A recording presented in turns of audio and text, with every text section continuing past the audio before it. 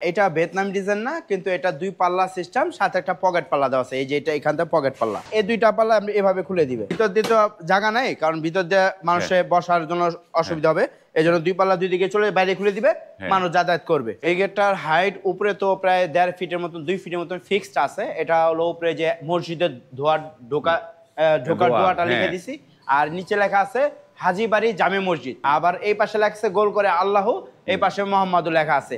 আর এখানে ডিজাইন দুইটা দেখেন কতটা চমৎকার ভাবে আমরা লেজার কাটিং এর মাধ্যমে ফুটিয়ে তুলছি আলহামদুলিল্লাহ। এটার পিছনে মিরর শীট দেওয়া আছে, আমার চেহারা দেখা যাচ্ছে। হ্যাঁ, মদিনার যে গম্বুজটা দেওয়া আছে একদম আলহামদুলিল্লাহ হুবহু এরকম করে আলহামদুলিল্লাহ আমরা তৈরি করে দিচ্ছি। এগুলো অনেক টেকসই, যেহেতু এটা লেজার কাটিং প্লেট। এটা জাপানি প্লেট বলা হয়, যেই প্লেটগুলো জাহাজের কাজে তৈরি করা হয়, জাহাজ নির্মাণ কাজে তৈরি করা হয়। ওই আলাম প্লেটকে আমরা লেজার কাটিং এর মাধ্যমে কেটে এই গেটগুলো তৈরি করি।